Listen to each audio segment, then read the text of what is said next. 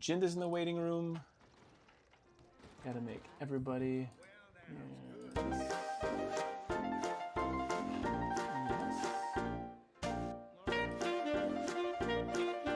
This Zoom is so weird now.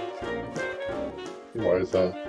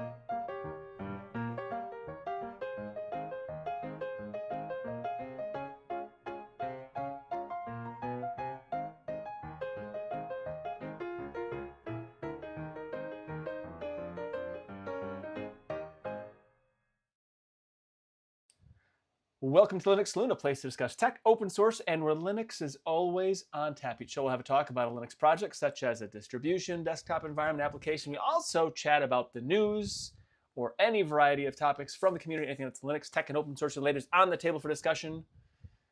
I'm Nate, a Linux fitness and vintage tech enthusiast with an almost unhealthy obsession with the open source project, I think still. And with me today, I got a fantastic panel of hosts. I got Seeker, Ben, Eris, Eric, and Jinda. How is everybody?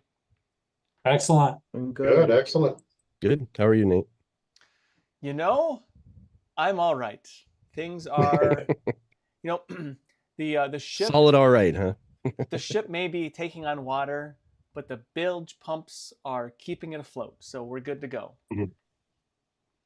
Sweet deal.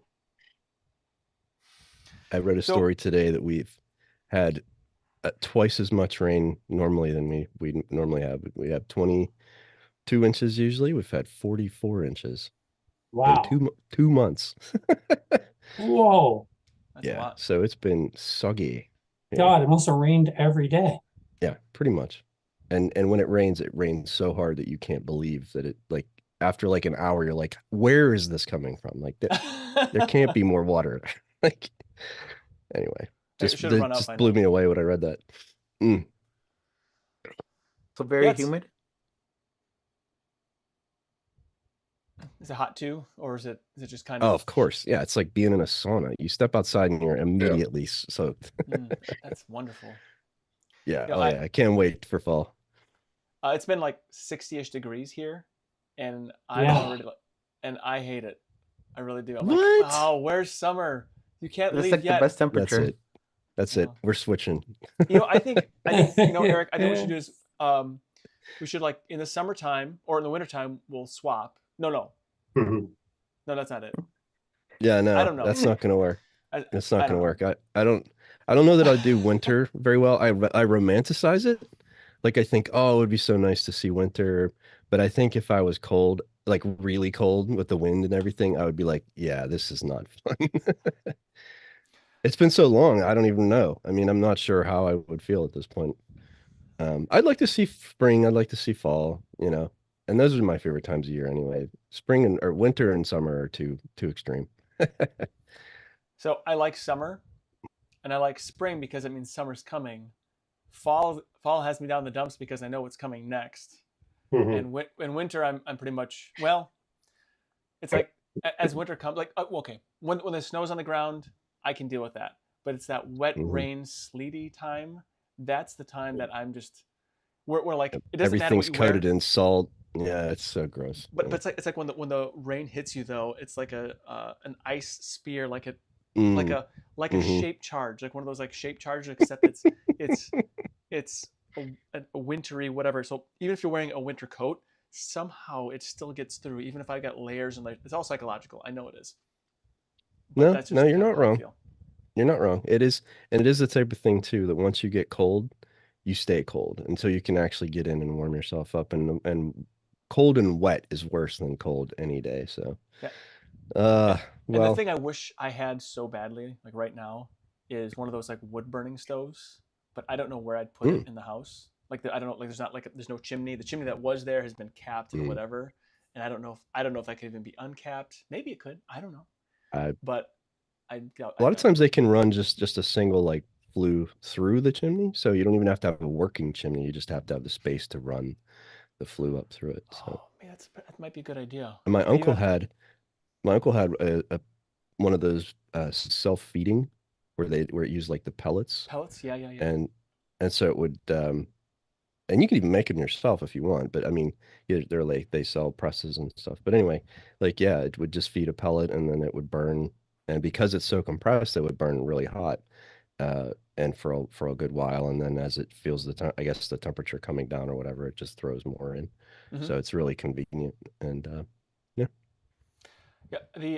So I would actually want an actual wood burning stove because I have to burn wood just to keep my property clear right now. Like, it's just, or I got to put it in big piles. Then you get predators that live there. So it's like you have to get rid of the brush. Otherwise, the chickens start. Are you allowed to burn? Oh yeah. I live in the country. Okay, so have you made any like epic burn piles? I have a big one, like a real big one that Mhm. I should have burned a year ago. So, Nice. yeah. Anyway, but yeah, I do, and like you just, I thought maybe if I get like a wood chipper, I could probably like do my own mulch, and then I don't know, I'd Mhm. probably run out of things to mulch. I get so much fallen wood all the time. Yeah. To start mulching Yeah. the county roads, just to no, can't do that. But anyway, A well, straw poll? Are when you we're not, kidding? yeah, have you done the straw poll yet? If you haven't done the Are straw you- poll, please do that. And on the dock for tonight, we got our news flight night. We're going to do our straw poll. We got a community free pour as well. Ben and Seeker, they're doing all kinds of crazy things and stuff. I barely understand. So I don't know if it's them or me. It's probably me. Probably. But first, we've been doing Linux and tech. Seeker said he has made another application. Think about it this way, Nate. It'll be fun. Well, I mean, of course it'll be fun. If it wasn't fun, I wouldn't do this. Otherwise, No. what's the point? I mean, that's kind of the way I look at it. And you know what? I gotta say, what is the deal with numlock? Does anybody know? Like, why does it always turn itself off? Because there's no like in KDE, one of the last things I remember seeing is they utilize a program called numlock X. That program is not installed and auto-loaded. There's an option where the numlock X numlock keep on won't activate. So they use that backdoor little program. It's something that's built in. I don't know why. I don't know. I thought it used to be like it doesn't matter. Anyway, that's kind of like Jerry Seinfeld. What is the deal with numlock? Anyway. Well, you just tear the button right out of the keyboard. Well, no, the problem is I have to press it, and if I don't press it, then I don't get my numlock. So I want my numlock. Oh. Otherwise, for some reason, it's always turned on on mine, and I like it that way. Yeah, I want it turned on. I got to check this out. While Seeker, while you were talking about your application, I'm going to dig around in the settings and see if I can find.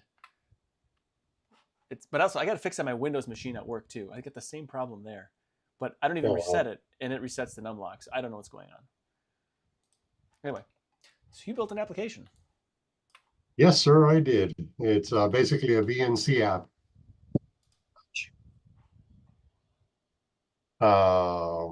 Virtual network controller app.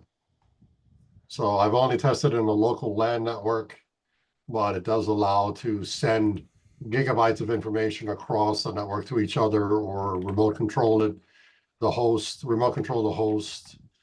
or through the client program. And it's a dual function host client program.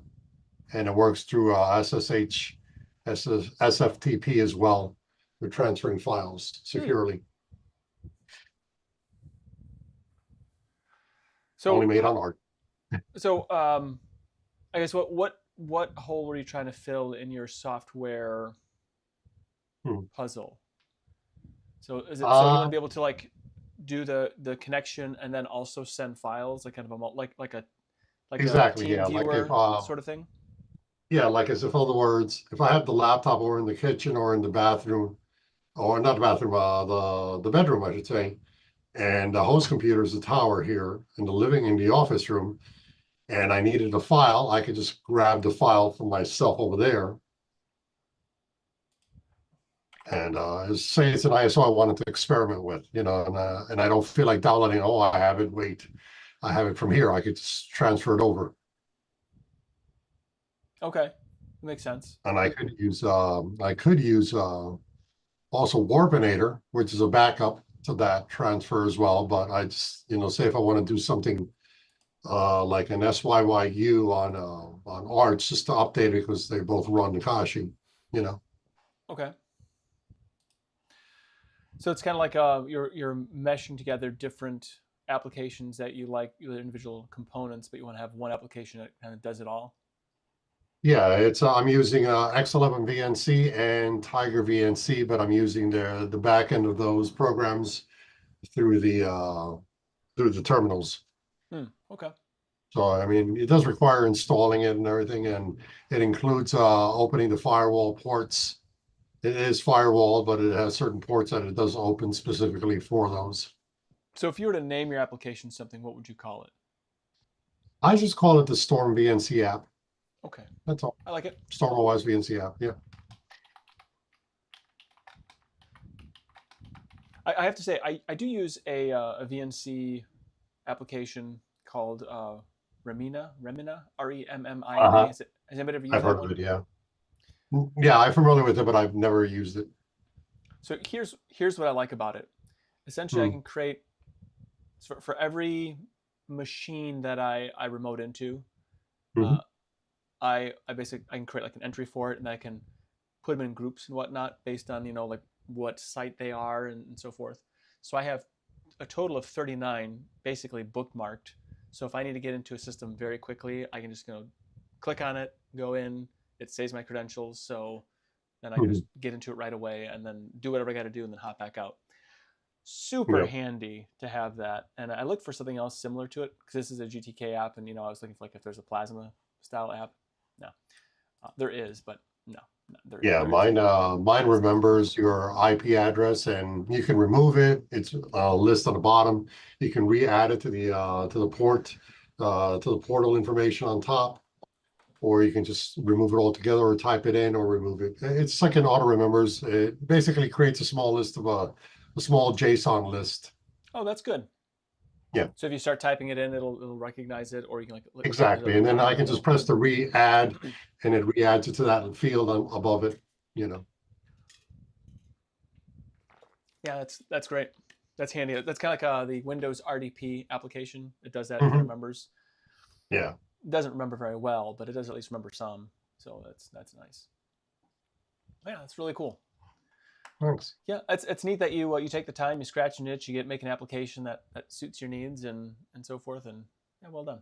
It's therapy for me. That's why I do it. It's You know just what? therapy.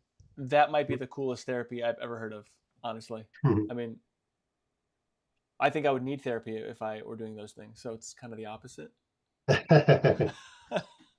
Yeah, there's an AI hub, but I don't know. It's kind of limited, and it accesses Sonnet and GPT-5 or 4 or 5 eventually, and a few others.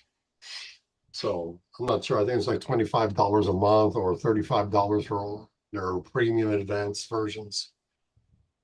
So I don't know how they work it. Got it. So some interesting chats here from the YouTubes. I see Philip Collier says, Romana, I've used it. I've used that. It is nice. And then he follows up with, I quit using Remina. I don't know how it's pronounced. After getting better with SSH and tunneling. So yes, I would use SSH and tunneling primarily, but I need to access these Windows servers. So I don't know. Can you SSH into a Windows server? Maybe some. I haven't had to in a long time. I've never even tried it. So anyway, yeah, good times. I think one of those it's one of those handy things is being able to do remoting into something. So yeah. I keep a Windows box at work so that if I need something specific, there's a few applications that require Windows. I can't get it to work on Linux. I've tried. Total fail. Although, if I were as good as you, Ben, I'd probably write an application to do the camera software, like make my own, so I didn't have to use this one. But I'm just thinking. Anyway. Imagine how difficult that would be. It would take over a month to build. It's like similar programs like that I've done, but it's difficult. Well, they're just streams. I forget what they are. I forget what the protocol is, but there's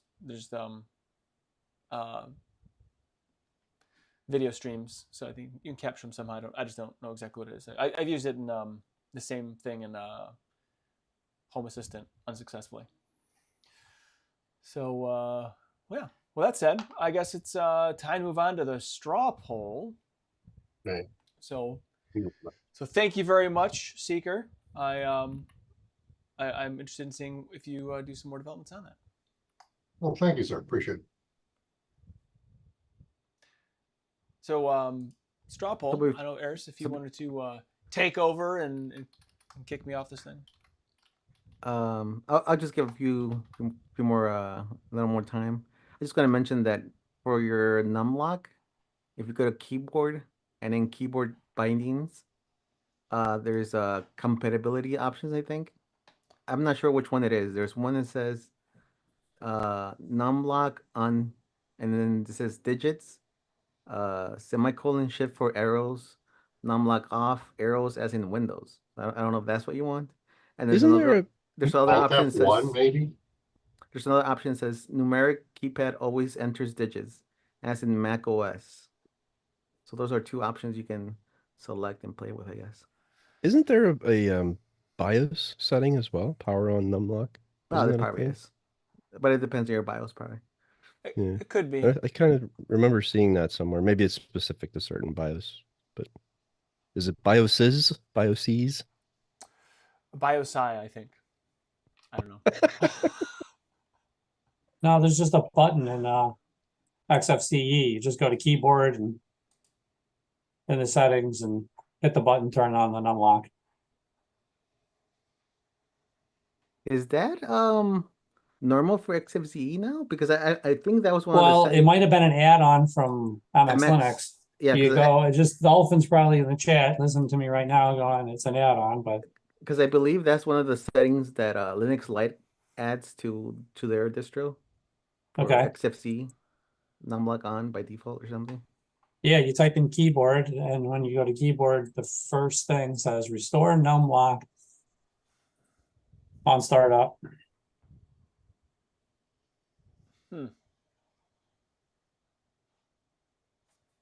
Interesting. I don't actually see that option here. Well, this is XFCE for MX Linux. I don't know if it's on another one. I have to launch a virtual if I got another one. So in the key binding, well, I'm talking about Plasma. So I said there's Yeah. key sequence to kill the X server. Is that still a thing? I'm not gonna even mess with that. I don't know.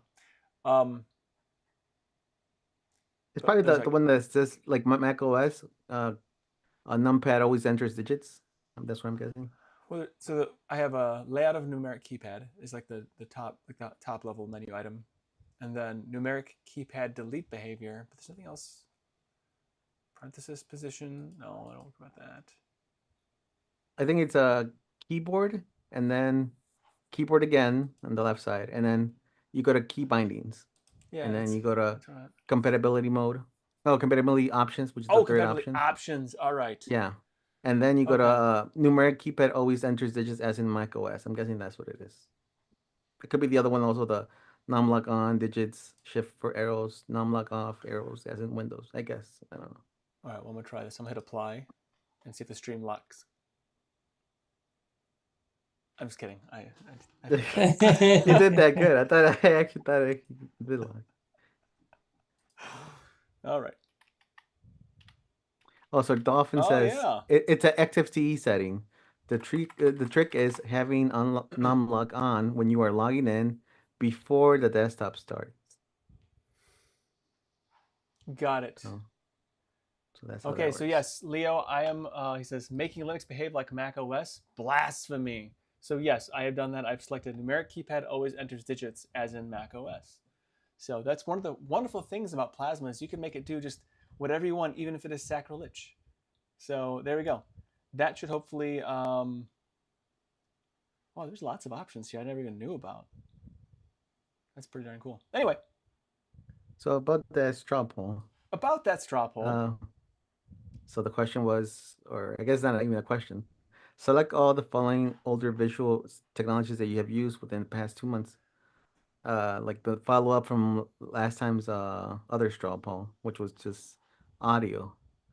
And the number one answer is with 19% watched a DVD. So 19% of the respondents watched a DVD. Went down to 18. Somebody else responded. 18. So it is tied with watched local TV with the use of an antenna, and they're both 18%. Followed by 13% watched the Blu-ray. Also 13% watched cable satellite service. 10% none of the above. And then 7% watched the VHS tape. 7% use a plasma TV. 5% use the CRT. 3% watch a VCD. 2% watch a Laserdisc. That's 2% use a home projector. 2% other. It seems like it's kind of amazing that somebody did watch a VCD. So VCD is a movie that's put into a CD. It's like a kind of a obscure format, but in developing countries, they used to sell it a lot because it's a lot cheaper to produce a CD than a DVD. Yeah, that's actually the only place ever when I was in the Middle East about 2 decades ago. I bought VCDs. I bet I still have them someplace. And it was the only thing that I could play was my laptop. And because I find it interesting that of all these visual technologies, last week's poll had more people who listened to FM radio station within the past 2 months. I Because listen to that FM was radio almost every 20%. day. We didn't have AM radio on there. Did you have AM radio on there? I can't remember. Yeah, I think so. Oh. AM radio was 8% and FM radio was 20% for last week. As far as responses, the best way to listen to a baseball game is on AM radio. That's my belief. He's got that that filter, whatever that filter is, you know, the audio. I don't know. Anyway, sorry. Go ahead. As far as the poll talk, somebody said, given my job, I effectively watch at least a few minutes worth of cable TV almost every day. Somebody else said, I can't recall the last time I watched TV. I have been subjected to TV in the occasional waiting room. I don't really understand how anyone can stand watching 5 minutes of ads for every 6 minutes of content. That strikes me as something that they will use as torture. And then somebody else said, I've been trying to get things to set up to transfer my Laserdisc to video files. I have things and I can't get anywhere else, like Family Dog. I watched Christine and framed it almost exactly a year ago. The quality is not what it was at the time, but the disc looks so cool. I wish I kept the CRT just for watching things like this. And then somebody else said, when I was a kid, the video rental store in my hometown rented Laserdisc and the player. I loved those movie nights. Yeah, you know, that made me think.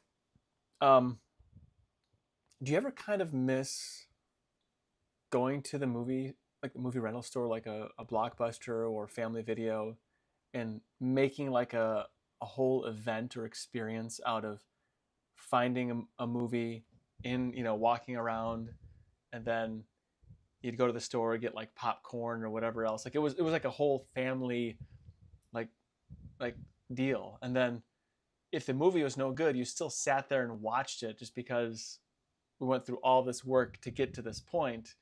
You know, the movie was over, you know, it was time for bed anyway. But I sort of almost miss that whole intentional, we're going to have a movie night, because now it's like we're going to watch something on streaming. Oh, we don't like it. Oh, then one kid goes off and watches something else and nobody really cares. They come in for the popcorn and then they leave. And I'm like, oh, well, I guess maybe there's a Nintendo rental store, because I remember doing that. No, there's not that anymore. Anyway, there's also that aspect. There's also that aspect of like shared culture where when cable TV or, you know, even broadcast TV, like when you had networks and there was a very limited selection of things to watch. And so, and especially if something was on that was considered, you know, must-see TV, you know, if you remember that concept, you could count on the fact that most people, or a lot of people you'd run into, would have experienced that same thing, and it would have given you something to talk about. And of course, talking about television is probably one of the least, you know, exciting things to do, but it gave you a frame of reference, like a touch point to it, almost like maybe a sport is today.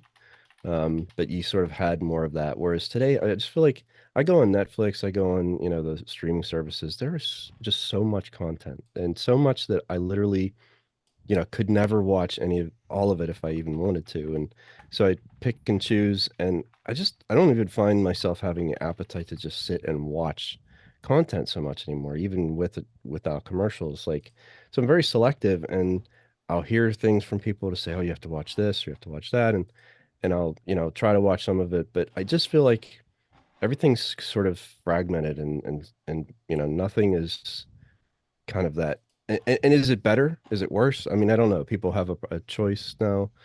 But when you see them creating content for like very niche audiences, because why not? They have as long as the people come to the platform and pay their, monthly fee, then they're getting their money back out of creating the content. I mean, I know I'm kind of all over the place here, but it's just such a different experience today.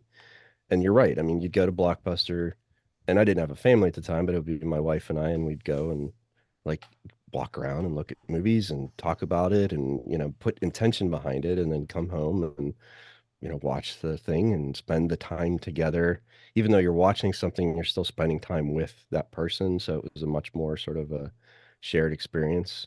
And now we all just have our phones, and she's doing something, I'm doing something, my daughter's doing something. I mean, it's just like everybody's kind of off in their own world, and it's a little sad in a way. Yeah, I think you're right, because it's I'll still be able to like eke out every once in a while like a family fun night or something like that, but it's not at home. We're going to like an arcade, and then we'll actually I guess we're not necessarily doing it together necessarily, because we're like doing different games and whatnot. But so you play the game, you come back, and you talk about it, and whatever. And like we have no laser tag, but there's some other. It's like you run around this room, and you have to like hit these buttons, and you have to change the color or whatever. And I think I get confused as to what color it was that I was supposed to hit. So I just totally messed up. But anyway, so we have to do experiences like that, less, I don't know, home theater. It's like, is it even worth it? Like working on a home theater setup anymore? Like nobody cares. The kids almost seem to prefer the small phone or whatever, which I can't do that. Podcast, great, but not for, I don't know. No, I can't watch I agree content on with my you. phone. When you're talking about that, I'm always concerned about how technology, instead of drawing us together in certain ways, we become these isolated individuals, even in the same house. Like if you got to send a text message to your child or to your mate or something, there's something to that. Whereas before, there's a time when, honey, it's time for dinner. Or you call people in, they're outside, and you call them in. We remember the time when the street lights come in and they tell you to be in the house. We've lost a lot of that, and I think there's a negative effect that has on society as a whole, because the family circle has lost a lot of its cohesiveness, because we're all, I want to talk to this person, but that person is not around us. We don't have that physical or that interaction, give and take. And I think there's a lot that's lost when it comes to family relationships, particularly in that kind of stream. Now, case in point, technology can be used to bring people together. During the pandemic, like what we're doing now. We're in different areas and we're talking, right? But what I'm getting at is that there's friends I met through a person I know in real life who was down in Louisiana for a period of time as a teacher. So we get on a Zoom group and we start doing a movie night. Oh, now I made these new friends, and we're on Zoom on a regular basis, and I become friends, and we're close, and we talk about personal matters, but we get close despite never having been around each other in person. But that's a matter of circumstance. Just you're in Louisiana, I'm up in Maryland. It's kind of hard to do. Mm-hmm. But we have a lot of this separation happen even in the same house, and that's not something that I care for. That happens in my family too, and I hate it. Yeah, it's certainly a weird thing, and I got to catch some of these YouTube messages, that are like in conjunction with that. I don't know. Did your family ever like watch TV together? Like when you were growing up, did you ever like watch? For us, it was Star Trek: Next Generation. Like my dad and mom would watch it with me. My sister almost kind of cared, but not really. But yeah, there's something almost kind of magical about that time when you think about it. And then the commercials. So Donald McKenna says, you younger folks are spoiled by no ads video. Back in the day, commercials were normal. we would zone out during commercials, go to the bathroom, get something to eat, drink, or read. Yeah, that's what we would do, right? Sometimes if the commercials were good, you'd watch them and laugh about them, but that's, that's it. And then Leo says, a bad movie experience with friends and family is still a good experience overall. I miss it sometimes and put my daughter through some bad movies to experience it. Oh, that's priceless. Let's see. I've actually spent. Sorry, go ahead. Go ahead. No, go ahead. I was going to say, so my wife and I have all these. My wife and I have all of these references that we use from movies and things that we've seen and things we've grown up with or things we've seen together. And so we tend to like make any situation, we sort of have some kind of stock reference. And so I'll say something or she'll say something. And my daughter for years was like, what are you guys talking about? And so over the last like year or two, we've spent time with her watching all of these old movies that we have seen, like Bill and Ted and like just, all those like dumb 80s movies that we reference. And it's been a lot of fun because now she gets the references and now she's part of it, right? She kind of felt like a bit of an outsider before. Yeah. And now she sort of, through us indoctrinating her to some degree into this like culture that we grew up with, now she kind of gets it. And it's really fun to see her like, she has access to all the music that's ever been created, right? Which is just like, I think back to my childhood and I had radio, cassette tapes, and then eventually CDs and LP, albums when I was a little kid. And, I mean, this was like, you had a very select small group of media. I had a box of VHS tapes, right? The long play ones with like 3 movies on each one that were terrible quality, but you watch them over and over and over because you only had that box of movies, right? Or if you went to rent something, but you had this much smaller availability of things, and now she just has everything available, right? But what I find is that she has very good taste, but she has good taste in things, which is surprising to me. She listens to like music from like the 60s and 70s and 80s and like all this music, and she knows all the words, and like it's impressive to me to see that even though you'd think it would be like trash culture, right? Because you think of like the immediacy of like a TikTok video and stuff like that. Yet here's this young person that still chooses to look at other things and have a different experience. So it's kind of neat. I've actually noticed that with a lot of kids. So my oldest is part of a robotics league, whatever, the FTC, the first, anyway. So at the first couple of meets, it was kind of like the I don't know, like a kind of a workshop or kind of learn to basically for the kids to experience everything, and then whoever wanted to like go to the next and actually be part of the league could do that, part of the group. And a lot of these kids seem to have 80s and 90s cultural reference graphic tees on. Like they're not wearing anything new. They're all wearing like 80s and 90s stuff. And I'm thinking to myself, did culture stop when the internet became so prominent? Like did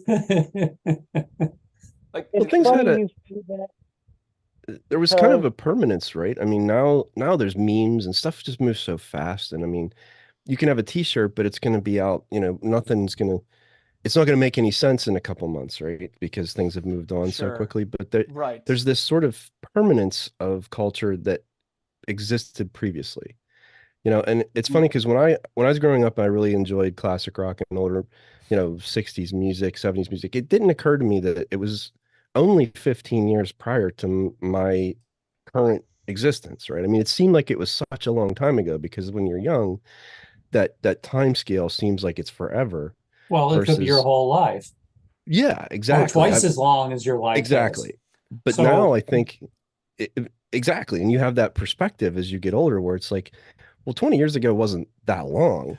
But when you're 12, 20 years ago was a long time ago. So, and there is a certain permanence to those things because they, again, were that shared experience. Those movies, the culture, the music, all of that stuff was sort of a, you heard what was played on the radio or and they just, everything is so fast and different now. So maybe that's why you're seeing it. I don't know.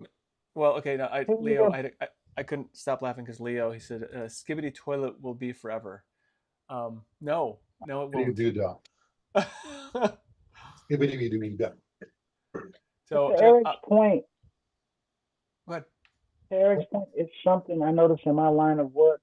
I see a lot of young people walking around with Tupac shirts on or Biggie shirts on, and I'm like, you weren't even alive before they died. Like I was 12 when Tupac was killed, so I know that you were nowhere in any existence before then. So it's like it has something that these icons of the past are still, apparently folks that people can resonate with even in 2024. Hey, I'll tell you what. I can still put on Biggie now, right now, and be like, man, that he just was so good. I mean, nobody can listen to that has any appreciation of that style of music and not hear the genius in it, right? I mean, it is what it is. And so, yeah, I get it. What do you say, Eris? I see that polite hand raised. I was just gonna mention how like it has been said that nobody there's not like event things anymore, and that has like consequences. People have said that for like the Super Bowl halftime show, it's hard to pick an artist because a lot of the big artists are not new artists. New artists have to like enter like I don't know like decades now in order to be like considered because they're not gonna have a big of a fan base to support them, right, for the halftime show. And that's why for like some time they're going back like decades to some older groups. And this also affects like the number one hits constantly. It just jumps back and forth with like random things, and it doesn't seem like there's like a big hit that just stays there for weeks on end like it used to. Right. And I thought it was funny what Swift was saying with the shirts and everything. Yeah, you see all these kids wearing these references to old things, and what I don't know is, do they even understand what they're wearing, or they just wear it because it looks interesting, or is it just because it's something that somebody knows, and I No, guess it's it was because they liked it. It was a kid was wearing, shoot, I can't. It wasn't Back to the Future, but it was about the same time Back to the Future came out. I think it wasn't Ghostbusters. Robocop? What's that? Robocop?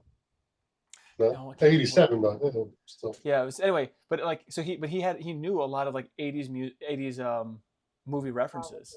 It's like I started asking him like quotes, and he knew the quotes and everything. So it was really, I was like, wow, it's how old are you? As well, you're kind of you're appropriating Gen X material here, Buster. And Yeah. no, I'm just kidding. So anyway, I think he's top here. Yeah. No, I don't appropriate away. Culture's supposed to be shared. So the Linux cast says Netflix staying out discs really changed things. So I think that was actually the beginning of when things started. Like, it was at the beginning of the end of movie rentals and movie rental night, because you had to plan ahead to get a disc from Netflix. It wasn't spontaneous. I don't know. And then Run with the Dolphin said, my wife and I's first apartment was atop a video rental store. Still one of the best places we ever lived. Now that would be pretty handy. Hey, what do you want to watch? Run downstairs, get something. Every time I see your It's a surprise. I gotta get Anyway. my stuff. I'm touring in New York. But it was actually nice to actually be able to rent a movie, have it mailed to you, you know what I mean? Watch Yeah. it, return it a little bit later on. I don't know if there were any fees. You didn't have to pay any rewind fees on DVDs.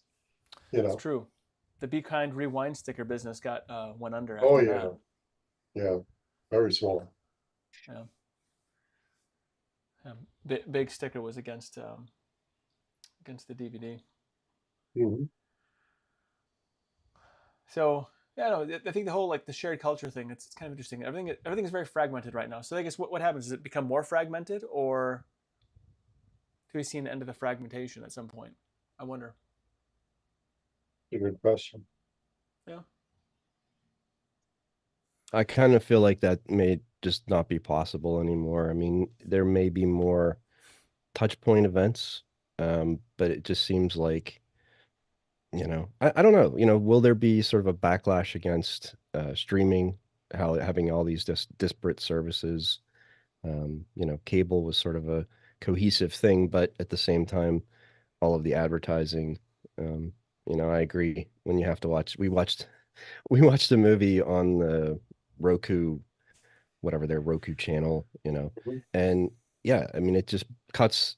And these channels, these commercials are even worse because it's not intentional. Like they just cut at random spots and then they show you, 5 minutes of ads, and it's painful. And my daughter's so not used to it that, to the comment and YouTube almost, it's like she looks at us like, what is, and I'm just like, hey, I grew up with this. This is exactly how television was. Like, And just repeating it into the video streaming era now.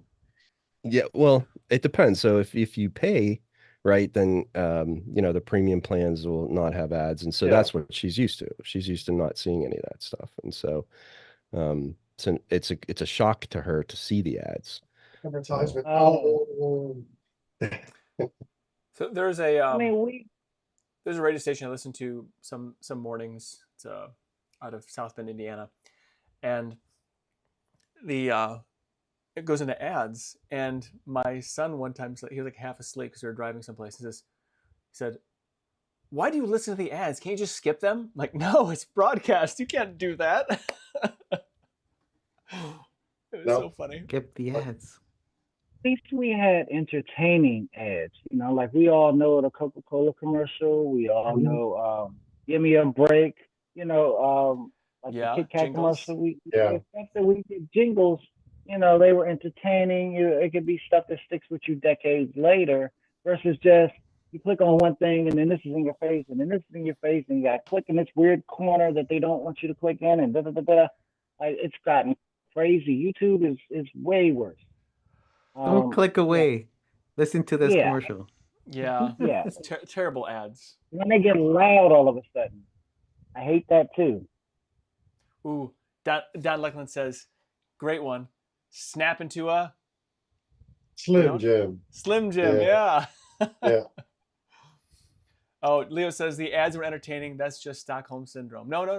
I think Leo, I think you are. I think I agree with you on most things, but I don't know. Oh, and Anna agrees with Leo. I think the good ones were, but there was a lot of for of sure. commercials that weren't very good. You know which ones were pretty good with the Coca-Cola commercials for Christmas. They were pretty good. Well, they had the Clio Awards, and I don't think anybody yeah? ever mentions the Clio Awards anymore. Oh.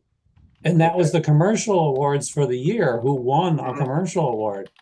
I mean, I remember that coming up at the, somewhere around Christmas time. Oh yeah, the Clio Awards. Here's all the good ones. I remember Oreo winning one year, and they had some really people went out of their way, like you said, to make a good advertisement, and they also went out of their way to make jingles because wasn't that in Demolition Man?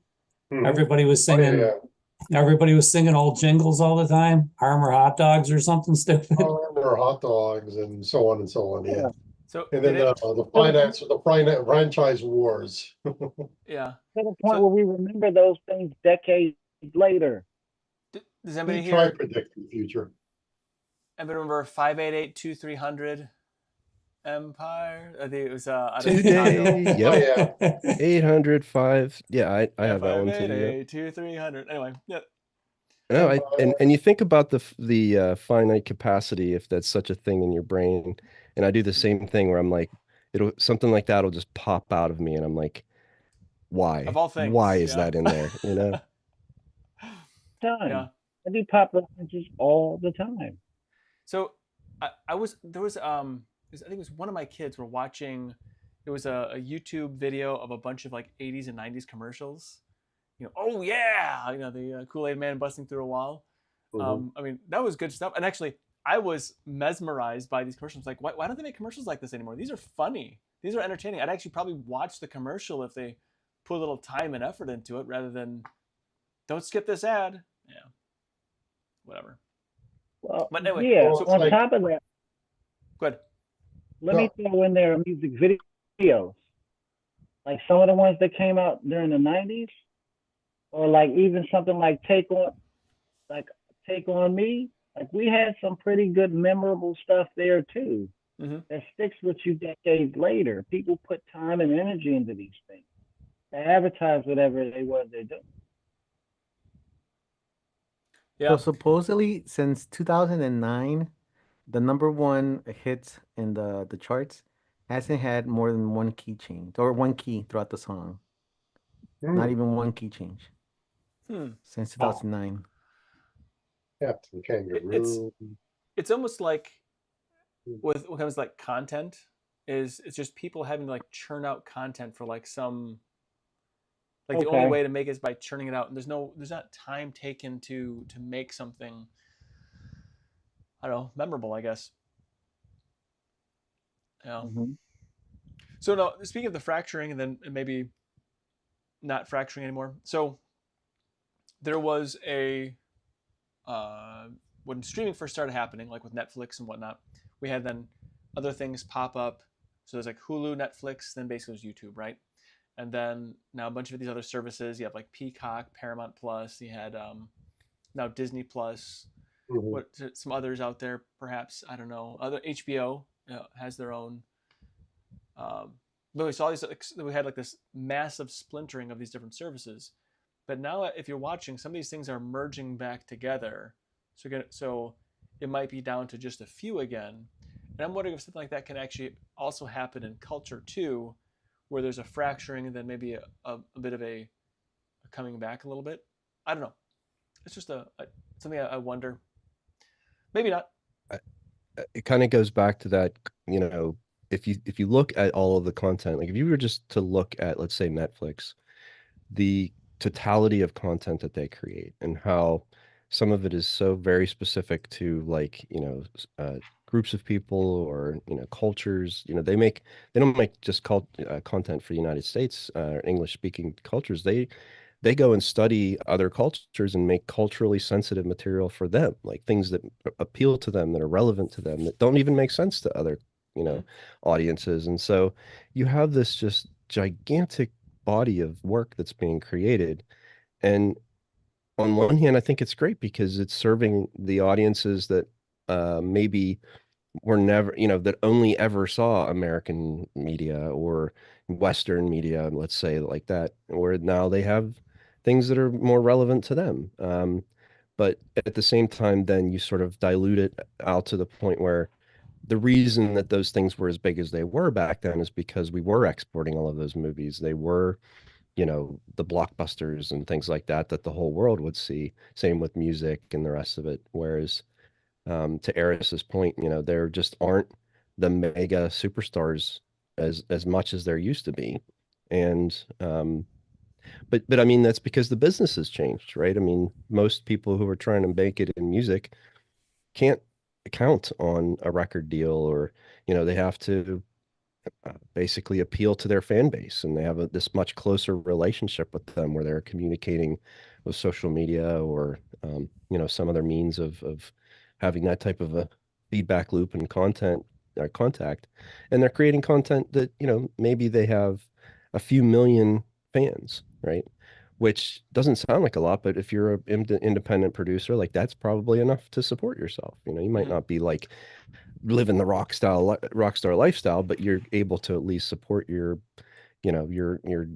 desire to make music for a living. And so I just, the idea that it would be nice. And I guess this is us coming from that thinking, applying our own sort of sensibilities to the modern climate to say, is it possible to see something like we experienced in this modern time? And I don't know. I mean, I just feel like it's come so far that I don't know that it can ever go back. And you're right. I mean, through like Hulu, you can get stars, and like there are ways to sort of mix or pull different streaming services back down into a bigger package. But at the end of the day, it seems like the intellectual property holders want to keep their own stuff to themselves. And the days of something like Netflix being a sort of centralized place for everything, I would be surprised if that happened again. So here's another like a thought that's also tangentially related. So the years ago, before mass media that we have now, so before from like 100 years ago, cultures were very much regional. Like there was not there you had Boston was Boston, Chicago, and whatever. Everything was very regional, and to some degree there's still some of that. But then mass media, national, global, whatever media, has kind of erased some of that. But like it almost seems like in a way we're getting a different kind of fracturing back to that in a way as well. So I don't know, just something to kind of think about in that regard. Maybe the last 100 years of culture has been a total anomaly in human history, and this is all, and things are actually just reverting back to how it once was. Just a thought. I don't know.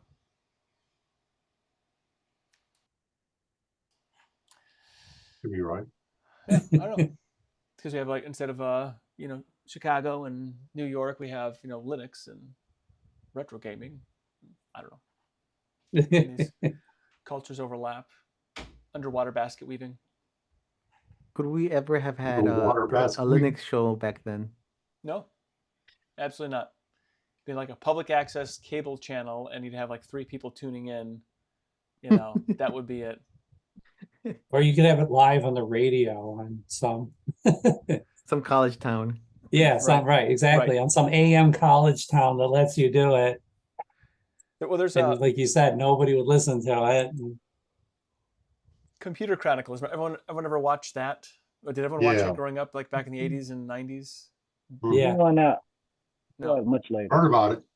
Yeah, so it's on YouTube. You can watch it. They're pretty entertaining. It's a great way of looking back, and basically, every expert opinion on there ends up being wrong. I think Yeah. Yeah, 100%. I think my favorite one that made me laugh really hard and like slap my knee and be like but I mean was the guy who Shugart, somebody like the Shugart drive, like the 5.25 floppy drive. So the inventor of that was on Computer Chronicles, and they're talking about other formats. And he basically said that they're never going to go away from the 5.25 inch drive. He says all the world suffers on it. It's never going to go away. It's just the standard. It's going to be the standard. And Wrong. wow, was he wrong? Anyway, I mean now we have this little itty bitty things here, little micro SD cards. Even smaller than now. 128 gigabytes, and how much does your floppy hold? Oh, 720. It's a 720. No, what was that? 1.4 megabytes. 360, 1.2 megabytes on the high density, and then 360 on the Oh, low. I thought it was 1.4. One before was the what were these guys here? Yeah, it was a floppy drive, right? The 3.5 and a 5.25. Oh, the 3.5. right? Yeah, the 3.5. Now, a 5.25 was made after a napkin. They measured the napkin, the standard square napkins, and they said, "Yeah, this is how big we're going to make it." And then they decided to make the 3.5 to fit in the top of your pocket on your shirt. 640K ought to be enough for anyone.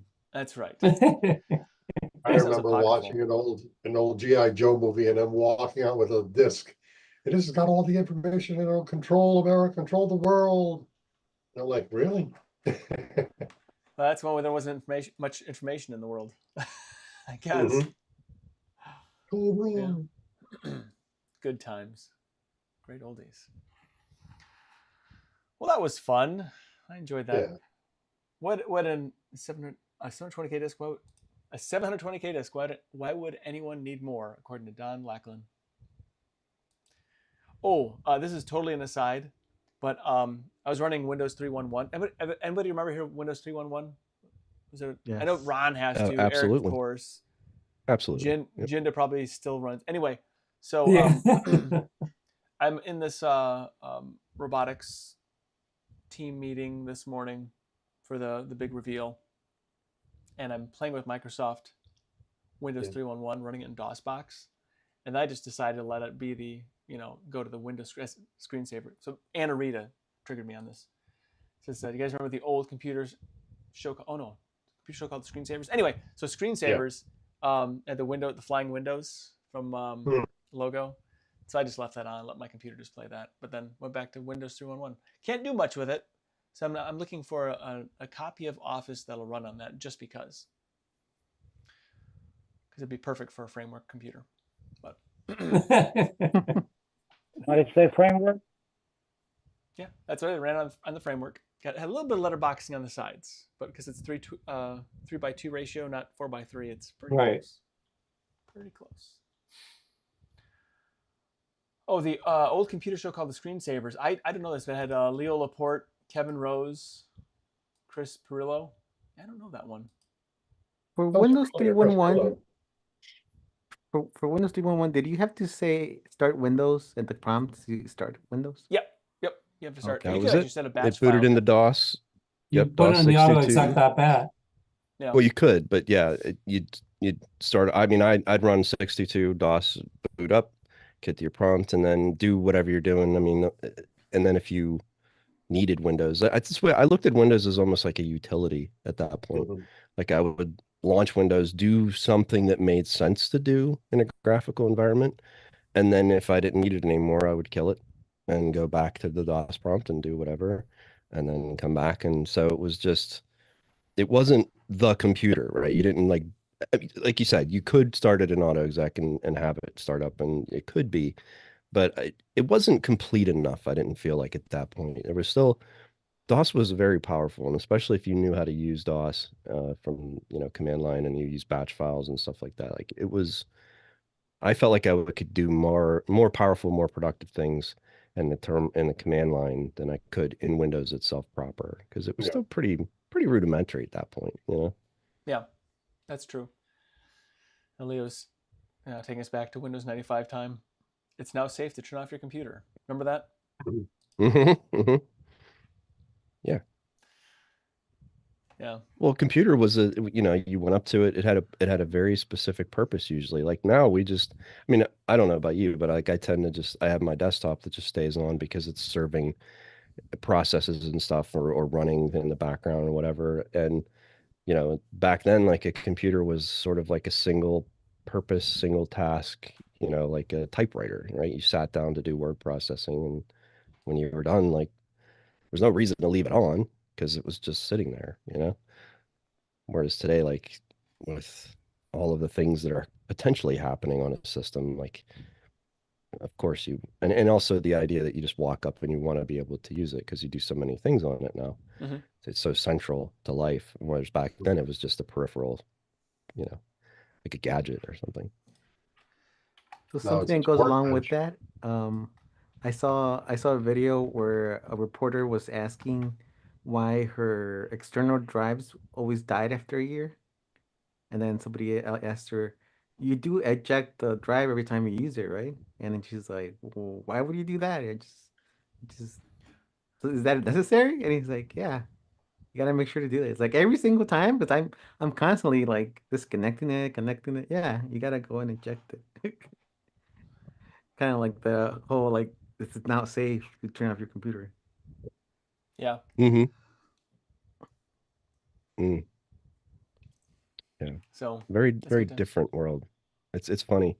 I don't have the access to the old stuff like you do, Nate. So I haven't actually sat in front of a vintage piece of technology in a very long time. So I have like this memory of it and what it was like to use that kind of thing. But I haven't actually experienced it in a very long time. But, it was just such a different experience,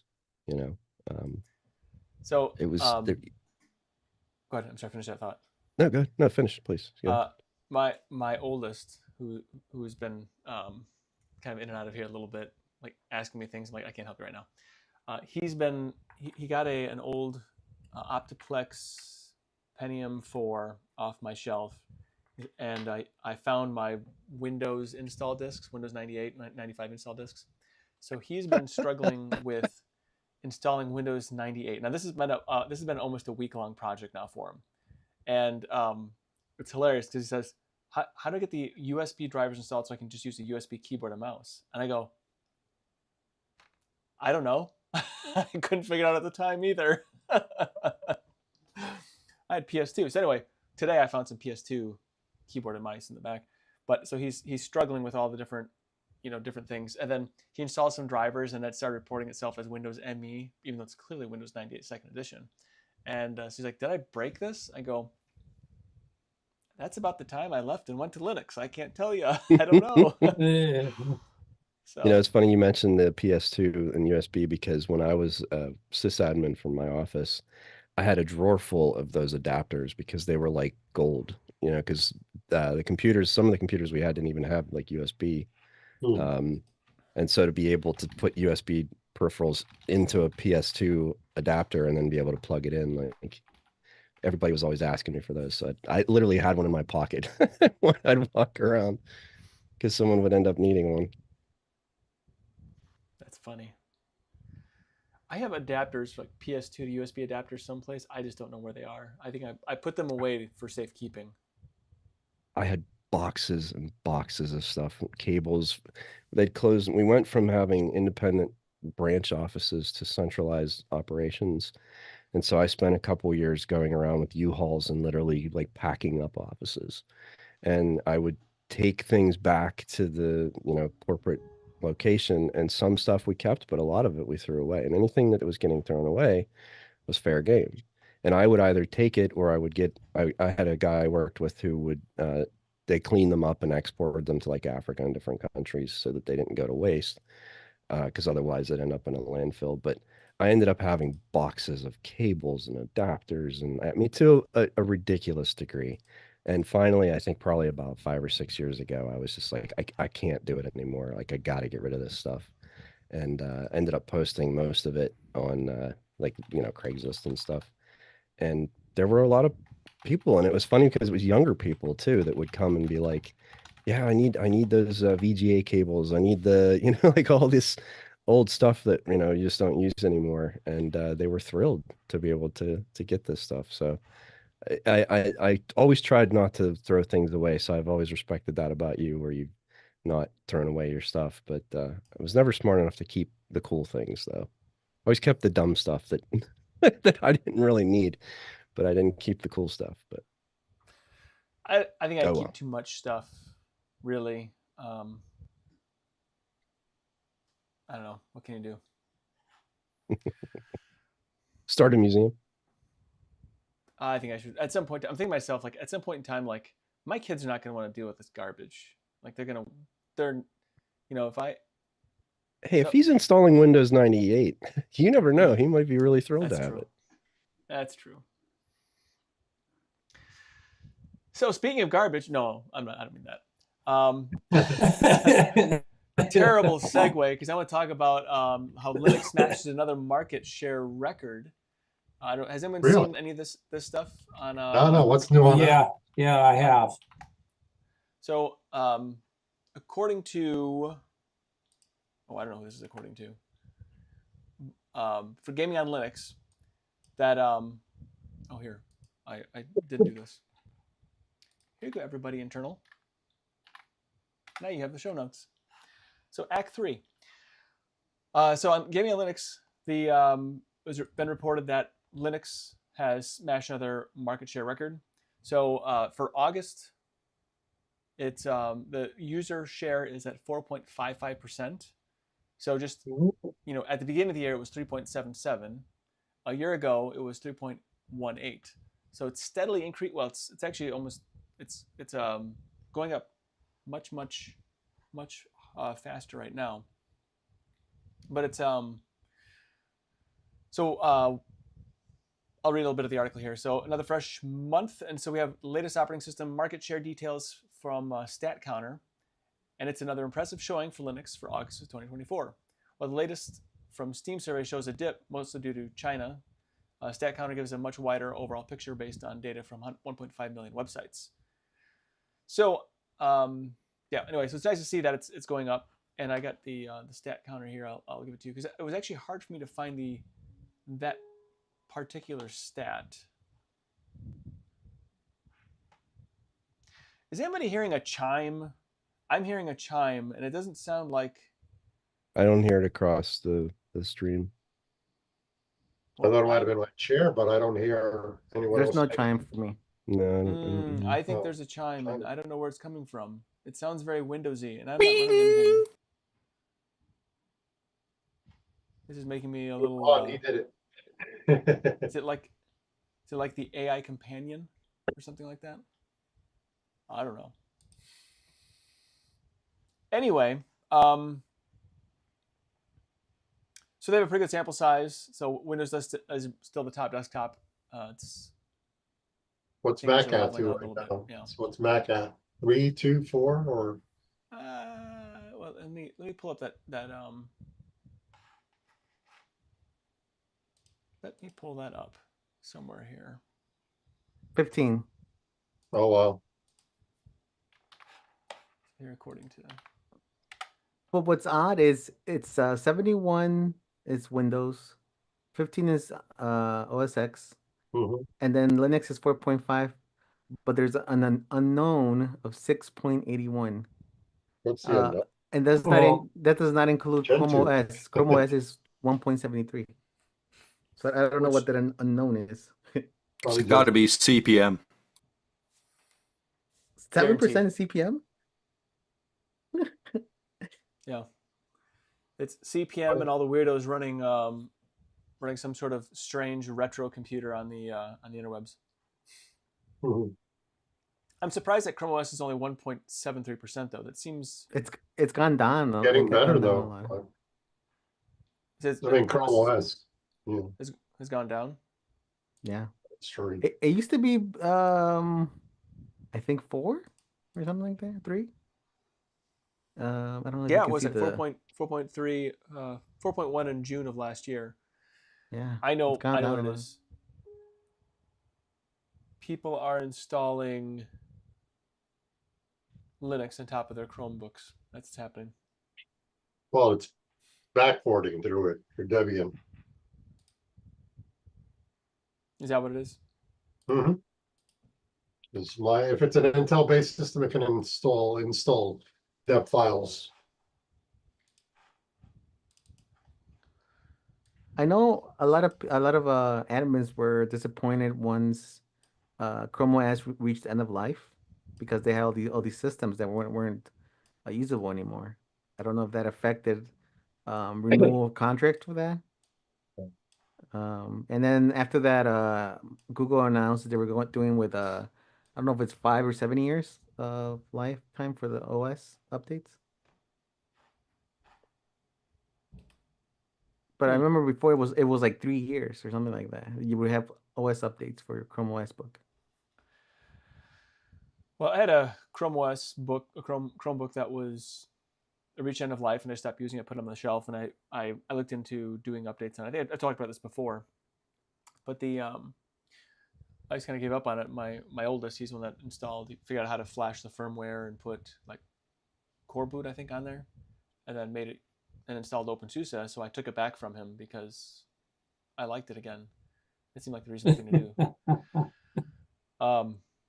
But so I know it's possible to make these things useful even after end of life. But I thought like the usage of like I see Chromebooks like in schools and such, like they're everywhere. They're like the Apple, the modern day Apple II.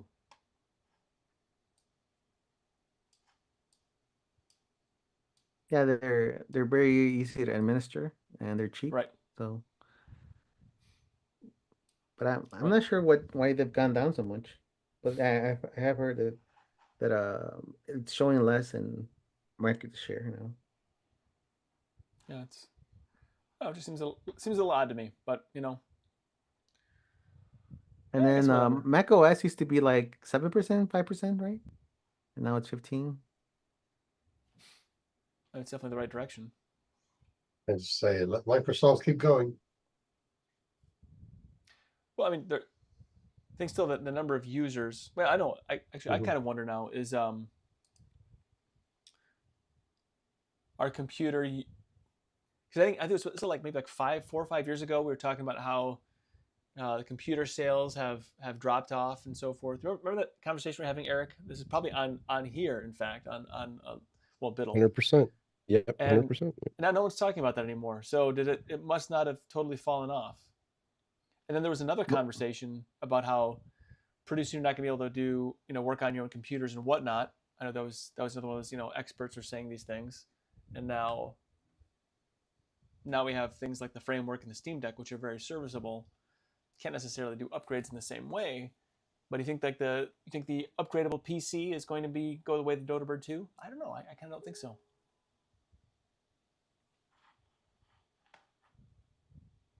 So anyway, it's just something else to think about, I suppose. Oh, so Jason, welcome. So you joined and then you lost power? Yeah, as soon as I was about to say hey to everybody, the power went out. We're having some second day of storms here. So, hours and hours of storms or rain that's what's been happening around here. Yeah, Eric was saying that he's going to get a lot of rain there in his part of Florida as well. Yup. Florida. Good old Florida. It's supposed to only rain for another like 45 minutes and stop and then kick off again. It's what's rare in Florida is if it rains the entire day or so. That's pretty rare. That was like yesterday though. Yesterday it rained for most of the day here in That's here rare. in The hover? Oh yeah. But yeah. Yep. Of course, because of the rain, I had supper, laid down with one of these things. Oh boy. And then Sorry next thing you about know, Hold on, I was guys. asleep. That happens. So does anybody have an idea why Linux is rising in popularity on that stat? That's a Supposedly, good people question. say that there's been a lot of people trying it now. There's been a lot of videos on YouTube saying I'm trying Linux for the first time or something. Well, yeah, I've noticed that, and I'm thinking that's big. That's a big part of it because anytime, I've told people to run Linux a lot, and it's a hard sell. You know what I mean? Think about it. Okay, you're telling me that I go online, download free operating system that's better than the one I paid for. Think about it. How many things that are free are better? Yeah, and The best things in life are free. Right. A lot of people have been saying you they've can been, give those to they the want to birds try and it bees. because I want of money. of what people have said about seen things I've seen in the news like about Windows and stuff like that. With a lot of the that thing that we're going to try where it takes snapshots of your computer and stuff like that. Right.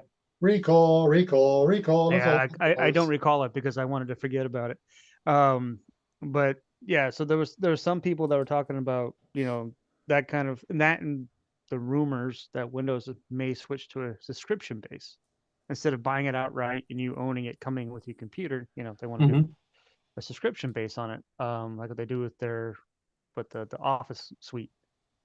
So I've seen articles on that and different things, people discussing it, and then other people just decided to give other options a try because Mac OS is pretty much stuck on proprietary hardware and it's not cheap. So pretty much the only other solution to Windows is to try out Linux if you can't afford the fancy schmancy Macintosh. Will the new Qualcomm chips affect the Mac OS market share going forward? Do you think we're going to see a significant drop off next year on the market share of Mac OS? Yeah. No. If I think at the earliest it'll take like 5 years, 3 years. It's going to take a while. People, the market share that Linux is gaining is minimal.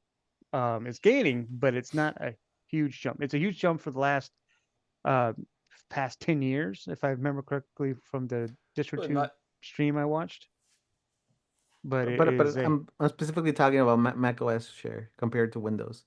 You think Windows will have resurgence once Qualcomm chips start being available everywhere? Well, it depends on what Windows does with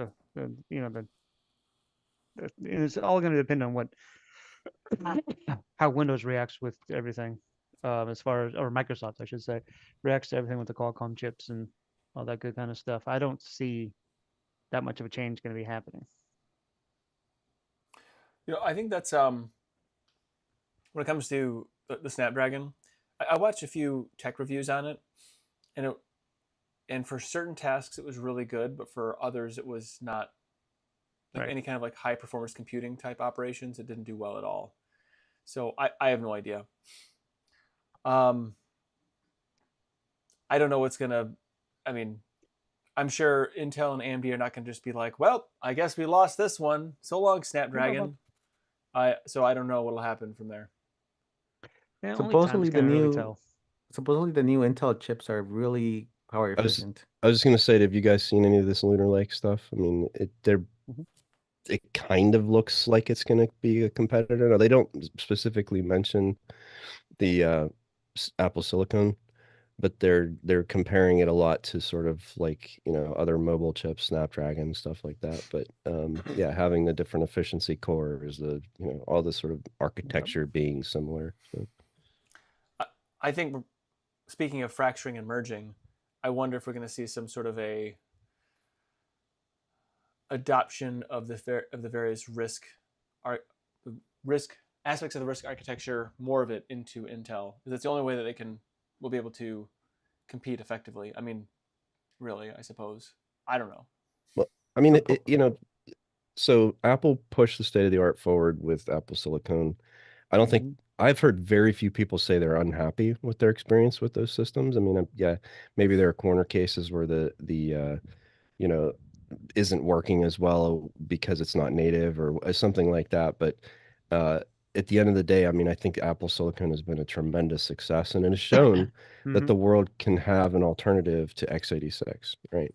And so I was surprised to see Qualcomm step up with a Snapdragon processor that is, these Windows Copilot PCs, laptops, PCs that have similar specs and similar capabilities and TDPs and all this stuff. And it's like, well, why weren't they doing it before? And I think it's just because the market's right for it now. And yes, Copilot PCs are not going to be a great experience on Windows, because I think Microsoft is going to do some dumb things with Copilot and with AI in general, this whole recall stuff and all this. It's a bit of a mess, but at the end of the day, I think it again pushes the state of the art forward. And what's amazing is we have had, you think back to like Moore's Law for the longest time, like every few years, if you weren't upgrading a processor, like you genuinely felt the difference between a processor that was 3 to 5 years old versus something that just came out. Whereas now, I mean, I have old computers that new computer, old computer, doesn't make a difference. Like everything basically feels the same for the most part. But now here comes this, these chips that are running very cool to the point where they don't even need like active cooling, where the battery life is outstanding, where everything's self-contained, it's small and lightweight and power efficient, and it's like, okay, we've actually moved the ball forward here. And now Intel's going to try to play catch up to it, and who knows what AMD will do, but I think it's amazing to finally see something break loose and push us further and forward. And I'm actually genuinely excited about new hardware for the first time in a very long time. Yeah, I agree.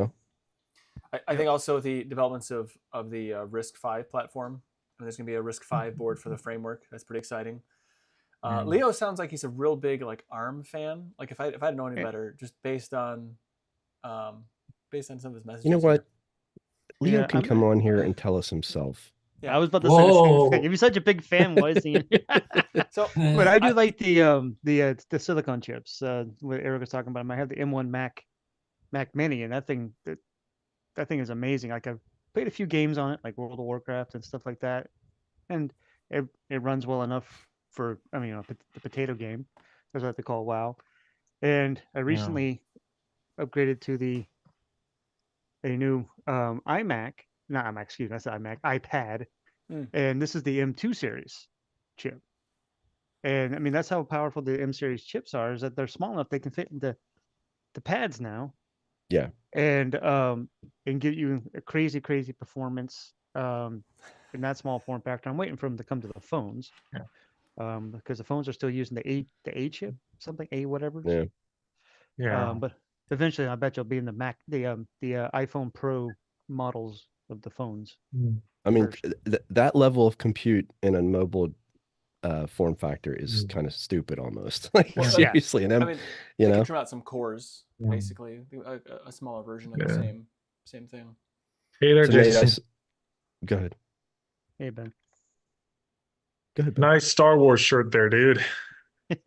it's pretty much what 90% of my shirts are gonna either be. Oh, good grief. Star Wars, then I'll have Magic the Gathering, Linux, and Oh, good the lord. occasional Red Sox. I actually have some rock and roll shirts like Aerosmith upstairs. Speaking of But old, My culture, parents always say that I grew up in the wrong era. Oh, I love me some Aerosmith. But yeah. Now, I will say I did put on my laptop sitting next to me, which is an AMD, the Mac OS Sequoia Beta. I finally figured out why I couldn't get acceleration working on that sucker. I had the wrong graphics selected. I was like, That'll do it. shoot. Yep, After yeah. weeks of troubleshooting, I finally figured out why the heck it wasn't working. It was because I had it set to NVIDIA only, and I was like, oh, shoot. So I'm like, well, no wonder. Toys in the Attic. Yep, there you go. I think Anyway, Permanent Vacation was probably one of my favorite albums. I love that record. That was in my mind one of Aerosmith's top albums they ever did. So I did price out some Mac, like a MacBook, just because I was just curious. Ooh. And I'm buying a Mac tomorrow, by the way, but that's another story. So Whoa. That's a different type of Mac though. It's true. It's like I think it's a Macintosh SE. I think it's an SE. I can't Yeah, remember which one it was. SC30, I think. SC30, yeah. Anyway, it's gonna go to work with me. I'm gonna have it at my desk at work. But the so if you want something like with a reasonable amount of RAM, you got to spend a lot of money, and then you can't actually upgrade them. So they got you over the barrel on that one. It's the perfect way that they switch the mobile like pricing system to desktop and laptops. Like it's just that way. Screw you in the drive-through version. Yeah, I mean it's not. I mean, so you can get a pretty decent. You can get like an M3 Mac with like 8 gig of RAM. It's not gonna be too bad. It'll be like I don't know, $1,800. What I was looking at anyway, something along those lines. But you want something, if you want like 32 or 64 gig of RAM or one of the higher end CPUs, like that price jumps pretty rapidly. Yeah. So they know what they're doing. Yeah. The profit margin goes up substantially as it, But hey, if people are going to spend it, then feel free to. That's what we did with the Mac Mini I have here. We got the the base model is 8 gigs of RAM, and I think it was like probably $799. I think it was, and then we upped it to 16, and there was another $300-400 to the price tag right there. Yeah, and but it goes up. Look at the price of upping the storage, Nate. You really want to see a price jump. Yeah, and it's soldered on too, so like you can't do repairs to it. You can't do anything. It's like it's like an iPad. Yeah, it's pretty much, for me, it's a non-starter. It's like this might be like the best thing since sliced bread, but you're pretty much stuck with whatever. So there's no upgradability in their devices. They keep it, like I said, they keep everything in-house. It's all one big happy family, and that's one of the reasons I prefer PCs over Macs, is because of the upgradability of a PC. Not except for laptops, obviously, but if you get unless you got the one that Nate has there, the whatever that I forget what's called, the modular framework laptop framework. Thank you. But with a regular PC, you can get whatever parts you want, build it, configure it yourself, and then change it to your heart's content. Yes, it's going to cost more money, obviously, to make changes, but Mac, I mean, there was a time back in the day where the memory was not soldered into the board and all that kind of stuff, so you could switch memory out. You can do that with the hard. The only thing pretty much you can switch out now on, actually there's nothing you can switch out now on a Mac Mini and stuff. You can't even, everything's part of the board, including the They're custom, Mhm. like you said, they're custom SSDs or NVMe's or And whatever that's they call them. that's the concern I have, is that even though you have what they consider a really great, situation where they combine things together, if anything happens, you have a box that is virtually no good. You're leasing this device for all intents and purposes, and I'm just against that idea. You offer me this pretty box and pretty packaging, but it's really going to get you over the long run, because programs are going to continue to need more resources. Operating systems are going to need more resources. If you're pigeonholed into this particular machine, even if nothing goes wrong, you're stuck with that 8 gigs. You're stuck with that 16 gigs for life. And so for such an expensive device, I just don't, I can't, even with the money, I just can't justify that in my mind. That's why I'm really on board with the, you've heard me before, and I'll do it again. I love that concept because I can add to, I can put in a new. If you charge me money for something like that, fine. I'll save up my duck if it takes an eternity to get what I want here, because I know I can do it. Yeah, I would say like storage is a consumable part of the computer. So like storage does go out, like it has to be replaceable, and the fact that it's soldered on, that's just doesn't seem like a very Well, good. in the new minis and the what's the other one? Studios, for example, they're not exactly part of the board. Quote unquote, they're not soldered on and stuff like that. You can remove them, but but you can only get a replacement from Apple.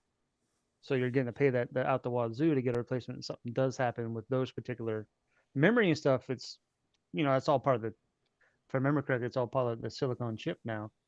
But the actual hard drives themselves, they have like I've seen people tear apart one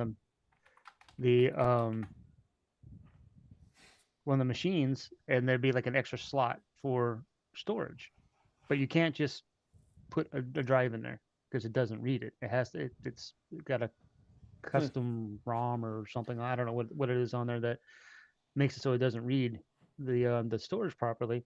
People have tried to take like even tried taking out just it's because it's a smaller form factor NVMe drives. It's the little slim ones, the little square ones. And they tried to put one of those in there, and because it had a spare slot in the studio. Because if you don't, and it wouldn't work. It wouldn't work. It has to be a one straight from Apple. And I don't know if since then if the people have figured out how to get around that or not. I haven't looked, but it's crazy. So many cats. Yeah, What cats? I don't know what you're talking about. I don't have any cats. Barring them being able to find a way to do those things, it's based on principle, in that I don't want to support you when you're clearly trying to mess me over in certain respects. Like I'm Have a good night, tacitly Donald. saying, yeah, this is a great direction to go, and I'm going to support you, and you're not even going to give me what I want. So I'd rather sacrifice not having that stuff. One chirp in that. No. You just give me something that I can do that's mine. That's all I ask for. I just want my own device. I hear you.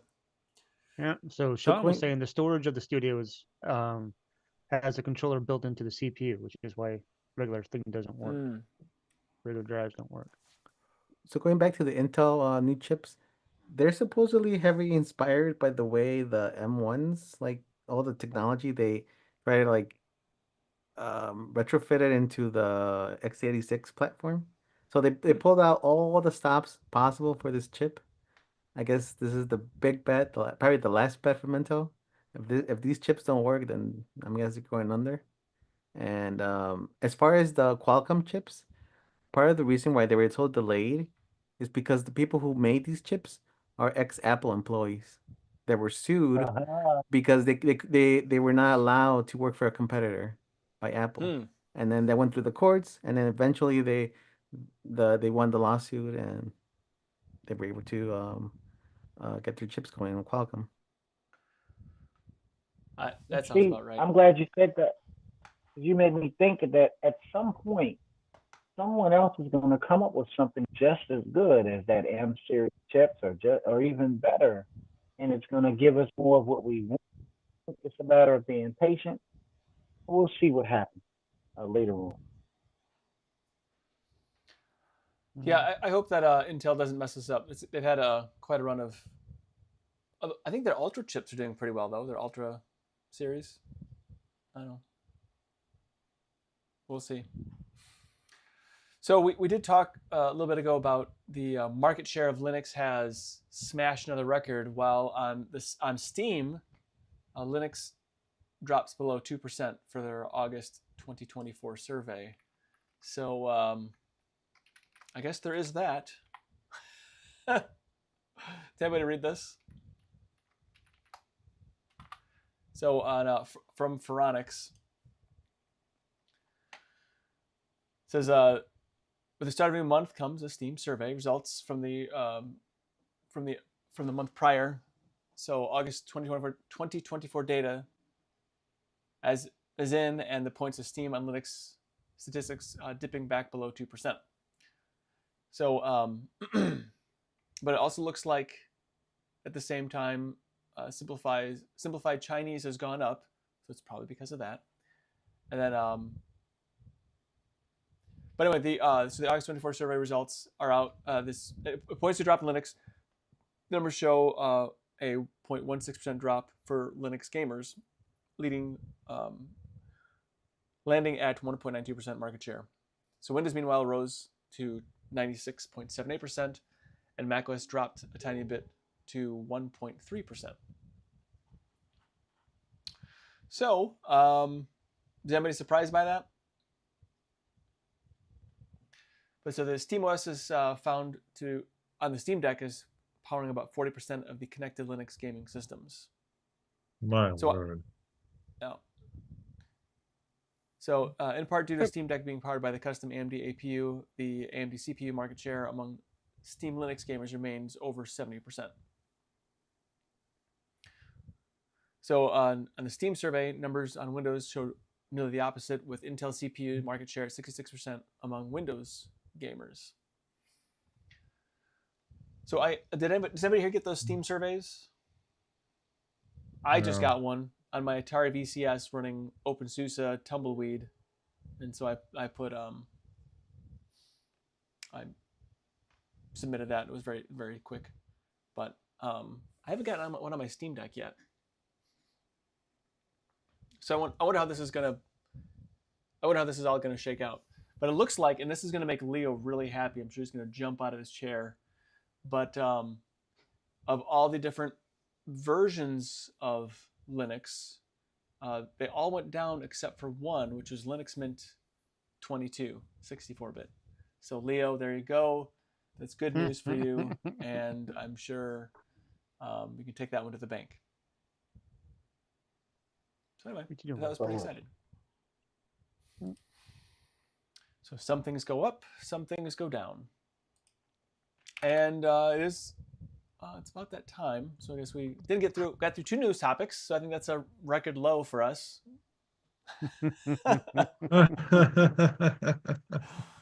So we should probably talk about next week. Ooh. So next week we have an application Appetizer. I don't even have any idea what to even talk about on this one. Like what applications I've been using. Nothing new here. Does anybody have anything that they're excited about, they want to talk about? I got one that I was playing with. Yeah. And it's a little different. I don't know if anybody's heard of it though. And it's called, let me see if I can launch it to make sure I got the right application, because okay. I don't understand why it's called this, but it's called Wave. Wave. Okay. Wave. Like Wave Linux. And it's a terminal. Okay. And it has workspaces and all this fancy stuff in it. On the right-hand side, it has a basically like an AI help for you. Built into Interesting.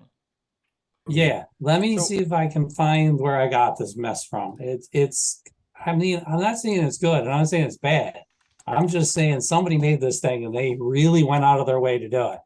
Yeah. Well, I'm interested in this one already. It seems I Yeah, saw it's that called about- Wave Terminal. Yeah. It's really interesting. I mean, let me put it in chat and everything for everyone to find it.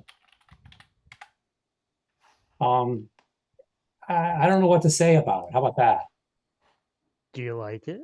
Yeah, I think it's kind of neat. I get the idea of what it is, but in some ways it's a terminal. I want to type in something, you know what I mean? But this has got a lot more going on to it. You know what I mean? How to say this? It's like putting too many bells and whistles It on almost reminds something me in a of. way. But in a way, it's not. In a way, it's the most amazing thing I've ever played with. Kind they of have an reminds app me. image You got the and little RPM. side panel on the side there. It reminds me of File Explorer on Windows almost. Yeah. You can download it as an app image, so it takes 10 seconds to run it. Oh, you can get it from Mac too. Nice. You can Yeah. get Brew install. Ooh. Yeah, it's I don't know, it's really kind of neat. I don't know if you guys are into this or not, but I thought it was kind of cool. I live a lot of my life in the terminal, so I definitely want to give this one a try. I want to see how it goes. Does anybody else have anything, anything else you want to say that maybe we should try instead, or should Wave Terminal be it? Wave at it. Wave terminal. Okay, so waveterm.dev. So for those of you at home that want to play along, you can go to waveterm.dev. Yeah. Cool. Wow, that was easy. We'll just do that, and then I'll tell you how it goes, because I will definitely use that. That's I'm guaranteed Sorry. to use the terminal. No, don't be sorry. You just Yeah. This is like what before the show was, before anybody else was connected. I'm like, man, I don't even have any ideas for what we should do here. This part is gonna be really painful. And then you took all the pain out of it. There was a person who created they did a distro and they incorporated WaveTerm. I think it was either WaveTerm or another one Yeah. that was similar. Cool. I like it. All right. So for, I guess, a little housekeeping here. Please don't leave your laundry on the floor. I'm kidding. You can do whatever you want in your house. If you have any discussion suggestions or distribution suggestions, something you think we should do, application appetizer, poll ideas, whatever you got, send them to suggestions at linuxsaloon.com, or you can tag Eris in the Telegram or Discord, and he'll definitely put on the list. So anyway, or tell me anyway. So yeah, feel free. Any suggestions? More than happy to hear them or read them, whatever. Actually, if you want to send a voice message, that'd be kind of fun. I've never had one of those. Oh, careful what you ask for there. How would they send you a voice message? You can do it in Telegram. You can record something and email it. You can record it on a phone and then send it in Discord. You can do it in WhatsApp and Signal too. Yeah, I have Signal. I don't have WhatsApp. I have Signal. I talked or to. we can just publish his phone number, Nate's phone number. Nobody can call. That'd be great. Yeah, I can publish my number. You can call me. I would just absolutely just love that. Good thing I lose my phone. My cat is just purring away here. They do that. I don't know where mine fell is. asleep. Mine might be outside. All right. Well, I guess it's now time for that community free pour. So this is the time where we, there's a accomplishments of people in the community, developing something, discovering something, building something, anything that's really cool. This is the section for that. So if you would like to go ahead and tell me about your coolness there between Ben and Seeker, or Red. Does he call you Red? Like Red Riding Hood, or? Yeah, it's an old nickname, Red. Oh. Yeah, just do that, Nate. Yeah. Okay. Call me Red, or Whatever. If you watch the new Carmen Sandiego show on Netflix, I guess it's not new anymore. Yeah. They called her Red. So It's another high school. I have a Yeah. chicken I call Red. It's a Rhode Island Red. Yes. But anyway, I won't eat that one. So go ahead. Nate, Jesse wasn't here tonight because he had some surgery he had done. Oh, Yuck. You don't have to. So fun. he'll be back eventually. I just don't know when. He's got reasons for being out. We'll just leave it at that. It's good to go. Yes. We'll see. We'll see when he comes back. So what's All right. So what's been the going good on with excitement? Storm Gen Z is, we currently are waiting for the ISO to compile. It's it's a lot of packages right now. It's 901. It says. I don't know how many is total, but there was an error going on all week, and it was something to do with Ruby and Git. And funnily, I just checked as the show was going on while I was muted, and funnily, I found out that it was something in the Vim use flags that I had to get rid of, and so I got rid of Ruby in the use flags and completely from the system because I don't know why, but it just would not see that Git was compiled. So I said, screw it. I'm removing it, and that's what's allowing the system to continue. So I said, to heck with it. I'm just going to let people get Ruby if they want it, leave it alone. So that's what fixed that. And now I'm basically just waiting for all 901 packages to finish it at 685 right now. And it's on Node.js, which sadly does take a little while to compile. So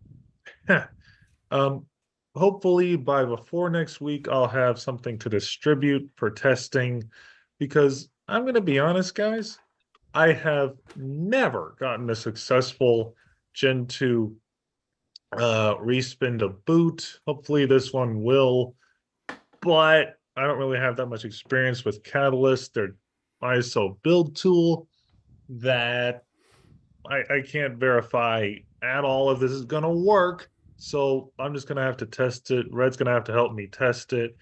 And then we can, distribute it for public testing after that. So, yeah. I just like you calling it Gen Z, because that's Storm Gen Z. Storm Correct. Gen Z, yeah. So yeah, and that's the name we've settled on. And for Leo's sanity, no, this does not look like a Mac. So I will be taking a screenshot with FlameShot to post in the Telegram group. And I already posted one, but that one's old. So I will be posting a new screenshot of what it'll look like when it's built. So that's how we've gotten on. And Red, is there anything you want to say as far as this distro is concerned? No, I'm just like yourself. I'm just waiting for the build for it. We're all just waiting for it. Yeah. Well, right now it's only on the stage 1 section of the build. Oh, okay. Okay, Leo, you're confusing the heck out of me, dude. God help us all. He wants Leo, I've already waited for 3+ days for this thing to compile. Sorry, man. I'm not doing another build just for, altered window buttons. Sorry, bud. Look, I mean, it's already difficult enough to, wait for 3+ hours, if not longer, to do this. So, as much as I would love to alter the buttons at least to be on the left, I'm not going to do that, man. Sorry. I remember Poppy saying one time that there was an incredible amount of bug reports and chatter for people who have an option to move the button to the right side after they switch to Unity. That created a lot of chatter for the option to go back. Hold on.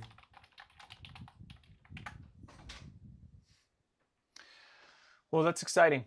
It sounds like maybe do you need like rent some higher computer power, something with a little more horsepower?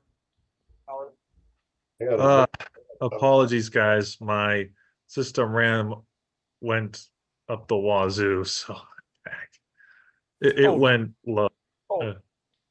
Yeah, compiling while on the show does do that sometimes. Oh, I'm sure, yeah. So, what were you guys saying? I missed over half that That's stuff. right. I just want to really quickly interject. Adam Grubb says, "Greetings from VCF Midwest." I will see you tomorrow, Adam, if you're still there. Okay, that was it. Yeah.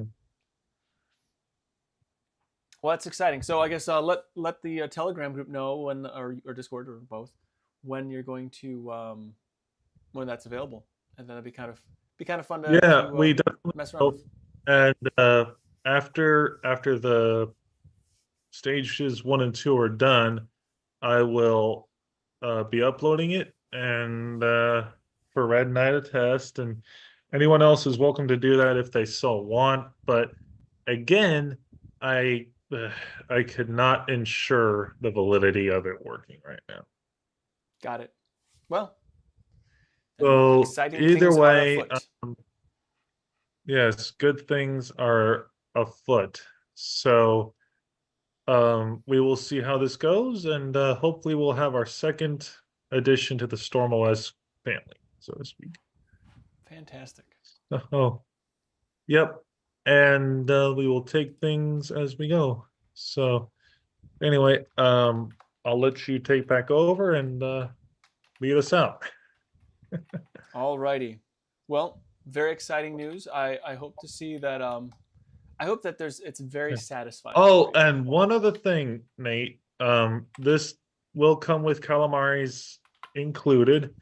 Now, it is using an old build of it, 3.3.6, because sadly, 3.3.9 or whatever they're up to now is not in portage yet. I don't know how soon that's going to happen, because somehow they're still looking for a new maintainer for that package. And to me, I don't know if this build of Calamari's that we've modded works. So you guys are just gonna have to find out and bear with us. So got it. And it does come with XFCE as the desktop. We've customized it. And if people want another desktop, we will do a video or so on that, demonstrating at least maybe KDE or, something along those lines. But, we don't want to have to, go through and change a slew of use flags and all these things. But we will see. So anyway, that'll conclude the update for today. All right. Well, thank you very much. Appreciate you giving me tell what's going on. So excellent. Yep, and hopefully next week we will have a bit more of a climactic update for you versus something very minor like this. It's all good. No worries. Well, it is that time for last call. So thank you all for being here. This is kind of worth going around the find out if anyone has anything special going on. So I know Eric, you're part of the Distro Hoppers Digest. I don't know how is that going. And also, I guess you were talking with Leo sometime today and telling him all the wonderful things about Intel. Yeah, we had which I'm sure you were right. I don't know. I just say things, noise comes out. So we had a Linux OTC session today. Yeah, so episode 35. Sounds kind of hard to believe to say 35 already, but so that'll be out soon, and we'll do Mintcast tomorrow, and Distro Hoppers Digest has been sort of on those podcasts, Eric. What time are both those shows going to happen? Tomorrow's at 3, I think, and OTC when is today. Distro Hoppers Digest? Well, that one is sort of been kind of on hold. I've been sick and had some things come up that have made it difficult to no worries. Move forward. What's the one tomorrow? Excuse me. We're recording Mintcast tomorrow. I will definitely try and pop into that. Okay, that'd be cool. Is that on YouTube? Yeah, we have it on YouTube. It's All right, I will definitely try and be there somehow. okay. Sounds good. It's from All usually right, from we'll like see 3 you. to 5 3 to 5 p.m. That's Eastern, right? Eastern. Yeah. All right, man. I will see you about dropping in for you guys. Cool. Thanks, man. No worries. Yeah, that's all for me. Awesome. So I saw Steve's very own. Yeah, I saw him trolling Adam. But he has a live stream. I used to been streaming quite a bit lately. He's been doing some gaming, kind of demonstrating some stuff on OBS. That's been kind of cool. I like to stop by and I like to earn points. So I like to watch as much as possible, earn as many points as possible, because my favorite thing to do is if you do bang or exclamation point fart, it'll make a little fart animation. And because I'm 12 years old, I think it's hilarious. Anyway, so earn some points watching the stream with Steve, and then if we can all collectively fart on him throughout a stream, that would be that'd be pretty great. Let's see. And there's a Leo. He was in the chat. There's season 5 is coming up in September. Is that already released? Do we know? Eris, do you know? I didn't get a notification It's not out yet. Not out yet. Okay. So season 5, they had their curry, and they're going to do another season. So there we go. They just announced that it will be starting earlier than usual. I think that's what they announced. Good. They really should start when school starts back up. That'd be my only complaint.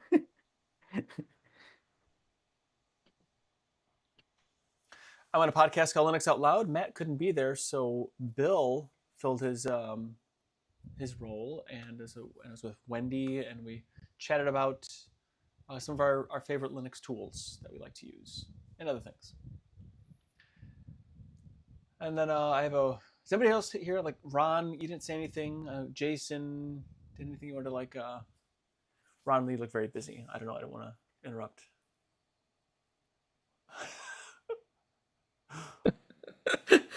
Well, busy not being around much. Yeah.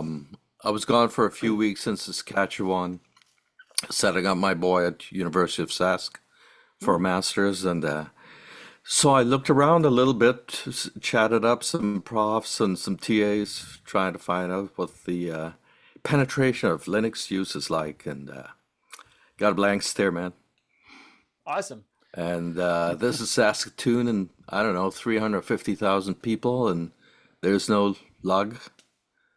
Wow. And I think in Regina there's one that occasionally meets, so I was expecting better. I Sounds hate like to an interrupt. opportunity. That town did get in trouble for their new slogan for their name, and I'm not saying it. I'm serious. I wish I could say it. It was because I always listen to Canadian radio, and they announced what that town did, and they made a new slogan. You can guys look it up, and they got in big trouble for what they said about. You're talking about Saskatoon now, right? No, I'm talking about Regina. Oh, yeah, okay. I think where you're going. Yes, then they made we were talking about jingles and slogans before, so Ooh, this one didn't go very well. I guess not. Oh, come on, it's rhymes. funny. It's funny. It is good. It was funny, but some people didn't like it. I thought it was cute.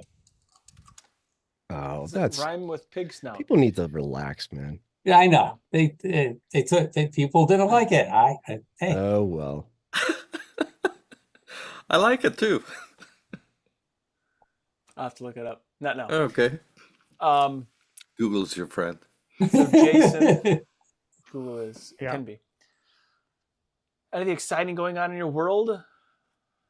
Other than cats being interesting, that's we finally got our inheritance. That was interesting. Oh, Whoa. So, I got some. So I am now officially 100% debt free. So that's probably the most interesting that's happened this week is no more medical bills. that's great. Yep, and then that's where that new toy came about. Gotcha. The iPad. I finally got to upgrade my 10-year-old iPad to something newer. I was thinking, if you could pay off all your debts, be debt free, or buy a MacBook. Well, I still have enough where I could get a MacBook if I wanted one, but I have no need. I mean, yeah, I got you. Yeah, we know. No need for any more computers. Were you still getting updates on your iPad? On my old iPad, no. Oh, okay. No. It was starting to the battery starting to die and all. It was the old iPad Mini 4. So I was like 19 years old. So it was okay, really, really old. Jason, I've got a few of those things, the Mini 4 and some iPad 10-inch that have version 12 of iOS. I can't get too many apps running on them anymore. So they're just lying around, doing nothing. Yeah, mine was basically just being used for an e-reader. I was basically using it for the Kindle app at that point because it wouldn't even, it barely could open up YouTube and run YouTube videos. Yeah, the YouTube app stops working on version 12, I'm pretty sure. I just hate to e-waste this stuff. I don't know what to do with it. I've heard people use old iPads as beautiful digital frames. Yep, you can use them for picture frames, digital picture frames. You can use them for like an e-reader. You can set it up as a clock. Use it for like a clock on your desk or something like that, or an alarm clock on your bedside, that type of thing. That'll work. That's pretty much what you can still do with them at that point.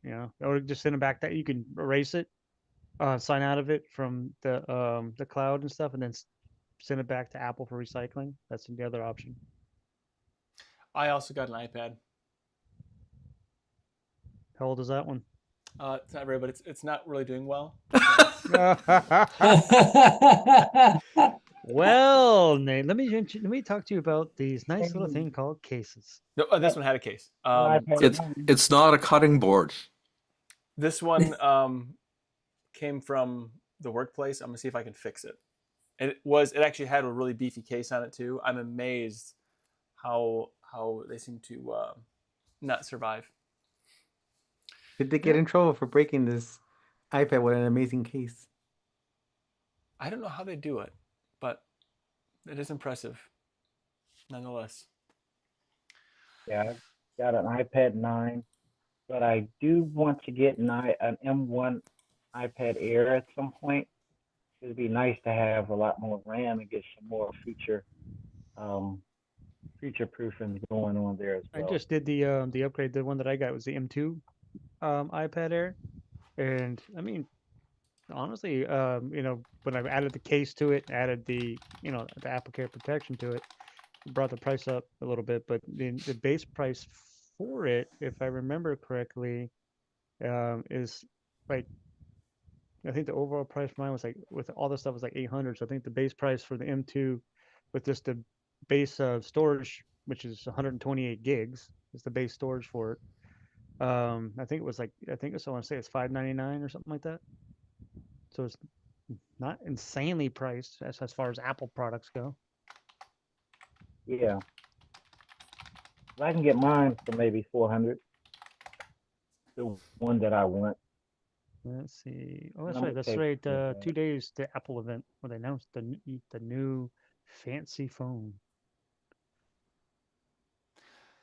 So I'm hoping to upgrade to Jason.